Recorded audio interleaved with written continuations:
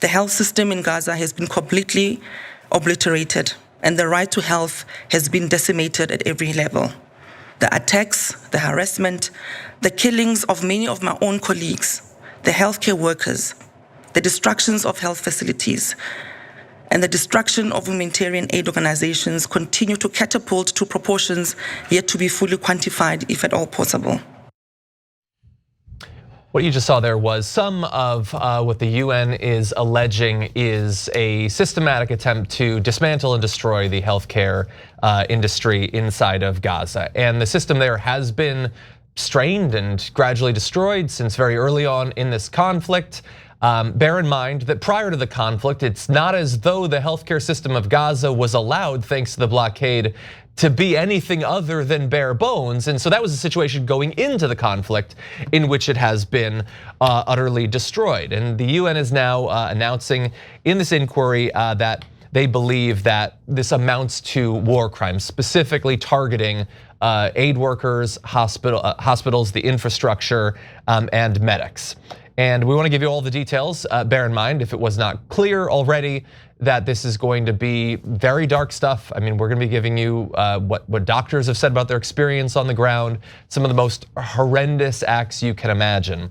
And we're going to start off with a statement by former UN High Commissioner for Human Rights Navi Pillay, accused Israel, quote, relentless and deliberate attacks on medical personnel and facilities in the war, saying that children in particular have borne the brunt of these attacks, suffering both directly and indirectly from the collapse of the health system. And one of the case studies that they talked about during this announcement was about Hind Rajab, a 5-year-old Palestinian girl who at one point was trapped in a car with her dead family members. They had been killed, she was now trapped in there, could not escape. Paramedics arrived at the scene to help her. They were then fired at by the IDF. The ambulance that had come to help the unfortunately perished family members and the 5-year-old was hit by a tank shell while within just 50 meters of the family, despite the fact that its route had been deliberately coordinated with the IDF prior to going on this mission. And it was only 2 weeks later that the remains of the paramedics were able to be recovered, along with the bodies of the family, and at that point, the body of the 5-year-old, who was never rescued from that situation because anyone who went to rescue them were killed as well. And that's devastating, and it's not a single case like that. Doctors who have served in Gaza are reporting, one in particular said they saw Gazan children who had been shot in the head every single day that they were there. There was not a day until they left that went by without seeing that. And there's a lot of other details, and I'll provide them, but that's a lot, and it's very difficult. Apologies, but that's the situation that's happening there. Yeah, so yesterday I said Israel's creating crimes against humanity. So that's as strong a statement as you can make. It's one of the worst things that any country can do, literally in the history of humanity. And today the UN concluded that's exactly what they're doing, crimes against humanity. There's also sexual violence, there's torture. By the way, they also condemned Hamas for sexual violence and torture. That's why we're withdrawing the $26 billion we're sending to Hamas. Oh, right, we're not sending anything to Hamas except bombs on top of their heads. But Israel, that is committing the same sexual violence and torture and adding the destruction of the healthcare system of an entire area with 2.2 million people in it and shooting medics, etc., they are getting $26 billion from us. And so it's completely outrageous. Look, guys, there's a couple of things here that make you realize that this is, all the talking points are dead. So any talk of like the right to defend yourself is just garbage. It's what every aggressive imperial power says before they invade and take land. We were just defending ourselves.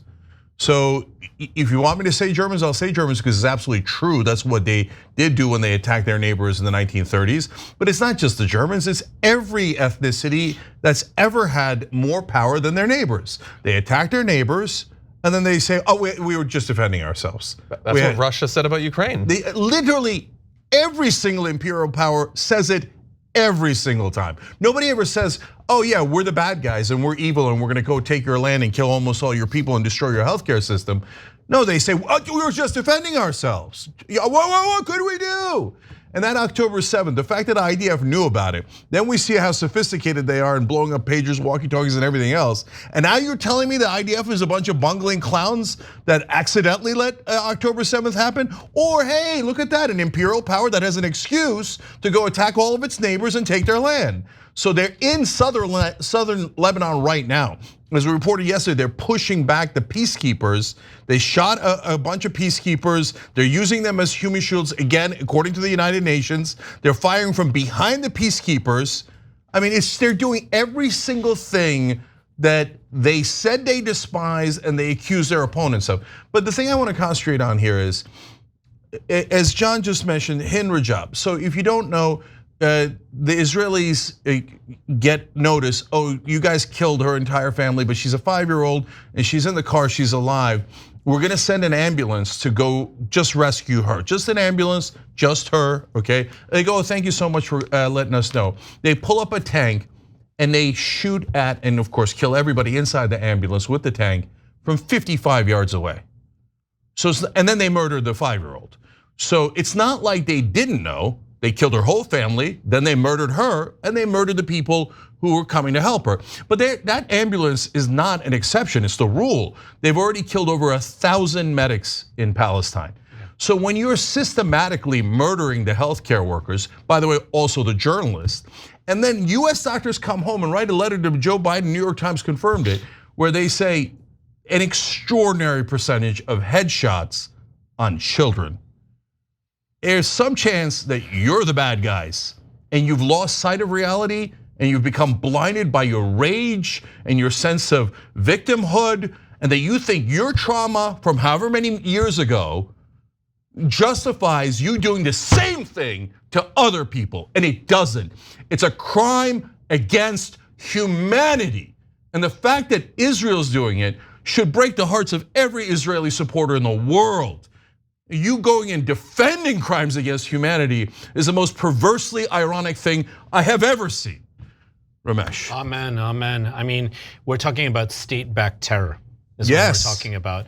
I mean, in the Lebanon case with, wiring up cell phones and pagers. I mean, this is straight up what terrorist networks do, right? So that they exploded and committed mass murder as a result. Israel is engaging in a state-based terror project, and we could consider it a colonial project, but I would say it's the most sort of vicious forms of colonialism, which are direct murders and genocides. And so we're talking about here not just the devastating onslaught of violence and murder toward women and children, but also per this story, the health system, hospitals, schools, poets and artists, and journalists. Yesterday I was reading a story about an Al Jazeera photojournalist. I work with Al Jazeera quite a bit myself, more often on there than any other network actually. And this camera person was being directly followed, or a whole Al Jazeera crew was being directly followed by a drone that was basically shooting at them and ended up murdering at least one of them. Others are injured. The thing that just keeps sitting with me now over the past year, every single time I join you all, which is almost every month, is that sense of helplessness and that kind of nauseating feeling that I felt when the war, our so-called BS, war on terror, with the war toward Iraq and Afghanistan occurred. That feeling of helplessness, now the UN has been wringing its hands for months and months, but the UN has no sovereignty. The real question is, how can we stop this? How can this end? And at the end of the day, that gets back to something that's deeply shameful for me as a Buddhist, as a spiritual being, as a US citizen, and as an educator, and as a person from another part of the world. It's a racist project that involves white settler colonial Jews engaging in an Israeli set of actions that I believe are actually anti-Semitic. I actually believe that Israel's actions are devastating for many of my Jewish brothers and sisters who are against this. And it really shows how the UN just doesn't have any sovereignty at all. Why? Because of us, because of us. And yes, I'm supportive of the vice president, my distant third cousin, by the way, Is that right? I didn't know that. But I have absolute shame in supporting any politician, any so-called leader that is open to the mass murder of people in the Middle East, and that's exactly what this is. Yeah, so let me address what Ramesh said there, a couple of things. So first of all, guys, again, if you've lost touch with morality and reality, and you think that Israel's the most bungling military in the world, and they accidentally killed over 100 journalists, and more journalists than every other nation, including Russia and all of the awful nations that have done invasions, all of them combined. All of them combined. Oh, it was collateral damage. It was an accident. You're making excuse after excuse. And guess what? A lot of the journalists who were killed, headshots, including the American journalist that was killed, headshot. The other American killed in the West Bank, headshot. So snipers firing from hundreds of yards away and hitting them in the head. So you can say that was all accident and they meant to hit a goat or whatever excuse it makes you feel better. But the rest of the world sees it, and it's driving anti-Semitism through the roof. Not people talking about it, Israel doing it. Yep. They're not making it up. Israel actually is doing it. Look, you can live in your fantasy world where, oh my God, Israel's it's immoral to shoot 5-year-olds in the head. And the only reason why you don't think it's moral is because the whole world is anti-Semitic. We're the only good guys and everyone else is evil in the world. Okay, you could think that, but you sound crazy. Totally detached from reality if you believe that. And it's hurting our Jewish families and friends for Israel to go, yes, you're supposed to kill the journalists, you're supposed to kill the healthcare workers. Oh, we did it by accident. It doesn't, none of this, nonsense, total nonsense. So what can we do? We have no choice here to address what you're saying because Kamala Harris is for the genocide. And in fact today, talking to apparently, or yesterday, talking to Jewish American supporters in a closed door meeting, but it leaked through Axios. She said, oh, Iran, everything's on the table. She's like, I mean, I'd like to do it through diplomacy, but oh yeah, if we have to. What now, we're the neocons? We didn't learn anything from Iraq, and then Trump says, oh, do it already. Just start the war already. He's saying bomb the nuclear facilities, make it worse. Both sides say they absolutely positively will serve Israel no matter how many crimes against humanity come in, as long as the checks keep coming in. And if you don't think that hundreds of millions of dollars from donors matters to scum politicians, you're nuts. And that's what the deranged lunatics who are the reporters in Washington, D.C., reporters. Oh, I don't, AIPAC doesn't affect it. Miriam Adelson doesn't affect it at all. Because Donald Trump is such a saint. He wouldn't be affected by the $300 million that the Adelson family has given him over 3 elections. Kamala Harris is such a saint, she wouldn't care about 5 million she's gotten from AIPAC. Joe Biden wouldn't care about 11 million. Mike Johnson, the Speaker of the House for the Republicans, wouldn't care that AIPAC's his top donor. Only the dumbest or most dishonest person in the world would say that. So what can we do, since our reporters won't help you at all, they will not report the truth about our morally heinous politicians who'll do anything for money, and since our politicians are the worst of the worst, anyone who agrees to what Netanyahu is doing is Netanyahu.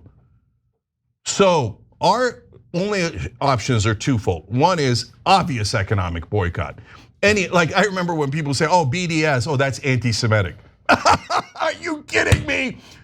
Occupying for 57 years, 5.5 million people is not bigoted? Saying, well, they're violent savages, you can't trust them with sovereignty, they can't govern themselves. They're Muslim savages. That's not bigoted? And you think saying there should be economic boycott of Israel for occupying them, slaughtering them, etc., is bigoted? No, you've lost any supporter of Israel that's still, after this brutal 12 months of endless slaughter, is still supporting Israel and pretending it's defending itself is comical, ridiculous. You look nuts to the rest of us, totally deranged. So no, economic boycott, definitely. Don't buy a single product from Israel, besides which it might blow up on you. You know, I saw the story again today. They did it in the 90s too in Lebanon, where they dropped things and then, all of a sudden they look benign and then they blow up, okay? So no, buying Israeli products is saying, yeah, oh, I love what Israel's doing. Oh, Israel's slaughtering all these people, crimes against humanity. Would you have bought from All right, anyway, I don't want to get into analogies because everybody gets so triggered. No, we are the pure moral ones as we slaughter and slaughter and slaughter and occupy and imprison and denigrate and humiliate these people. The second thing is, yeah, shame. If you're still supporting Israel with this aggressive imperialist wars that they have, where they will not stop killing people, headshots, they will not stop killing children, and now another report out that yes, back to starving in Gaza. They've cut the supplies again, and now babies are starting to die, not just from headshots, but from starvation. If you starve a whole set of people that you have in giant concentration camps, you are not the good guys. It doesn't mean permanently, it's a government. It's not about a people, it's not about an ethnicity. It's about a government. That government is filled with terrorists. If Hamas had all of Israel imprisoned in an open air concentration camp and they were doing headshots of Jewish children, what wouldn't we do to make them stop? What wouldn't we do to make them stop? But no, our government says, oh, it's Palestinian children, Muslim Arab children, just shoot them in the head. Here's $26 billion. So F our government. Our government is totally responsible. Don't buy a single thing from Israel. And yes, if you're an Israeli supporter, you should be deeply ashamed. You should carry that immorality with you in your heart until you turn around and go, this isn't what Israel was supposed to be. Israel was supposed to be a safe haven for Jews, not some weirdo imperial power that is known throughout the world for oppression and crimes against humanity. That's what you set up Israel for? Have you lost your mind? And until you turn around, if you're still supporting this government, you're a deeply immoral person who has lost any sense of morality or decency, and all you can think is tribe, my tribe, not the other tribes. The other tribes are guilty, let's kill them. Who do you sound like? Who do you look like? Wake up. And no, I'm not gonna stop shaming you until you wake up. And if that hurts your feelings, it hurts my feelings a lot more that there's hundreds of kids with headshots, with bullets in their heads from one of the most immoral armies on the planet, IDF. Calling that a moral army is a sick joke. The IDF is deeply immoral. I can't, all right. Anyways, maybe that's why they put my name on one of their bombs, because, oh, God forbid you should say anything against Israel. If you're anywhere near the region, you'll get a bullet in the head, as other American journalists have, or maybe they'll send you something and murder you, and America will celebrate. Yeah, bravo, can we send more money? Can we send more money to the terrorist state? Outrageous, I can't stand it. I promised myself today that I wouldn't get loud. I can't help it. Who can live with this? Who can live with this indecency? Yeah, I mean, I just want to say, I appreciate your heart and your conviction and your integrity in being about this. And what I want to say to both of you and everyone who's watching this is, outside of whether you identify as Jewish or Muslim or atheist or what have you, a really strong moral compass, a spiritual compass, a political compass could just be about being against the murder of innocent life, right? And so look at who's being murdered and who isn't right now. And look at who is innocent and who isn't that's being murdered. And I just want to say also this very quick comment, because I've had people come to me, as I'm sure even more to both of you, saying, oh, Trump would be much better about this than Biden and Harris. Trump literally uses the term Palestinian as a dehumanizing term. Trump is explicitly dehumanizing and does not believe in the value of Palestinian lives. Harris and Biden are full of you know what, but they rhetorically attempt to humanize, but their actions are ones of continued dehumanization. And then last quick thing to what you said, what actually took down the South African apartheid state, which is perhaps in many ways the Israeli apartheid state at this point is worse, in many ways worse, but let's not even compare them, was economic divestment. Global economic divestment is what crippled them, not unfortunately great leaders like Mandela, who fortunately did come back to power. So, I know we're all getting shamed for speaking about the protection and the sacredness of life, but at the end of the day, The actions of the Israeli state have made life much, much more dangerous in my mind for my Jewish friends. And I'm close. I have family members that are Jewish. Many students who were in our encampment on campus, part of Jewish Voices for Peace, who were brutalized, beaten up, treated like savages. They're Jewish people who are standing for peace. So we know what this is all about, and I just hope everybody knows what it's all about. And we need real leaders who can remove this moral and spiritual stain. I know I keep using the word spiritual. I was in caves in the Himalayas last couple of months, but this sort of stain on all of us, and I think that guilt and that nausea and this thing that's just gnawing at all of us it really gnaws at me. It just makes me feel really troubled as a human being and as an American citizen. Yeah. Moreover.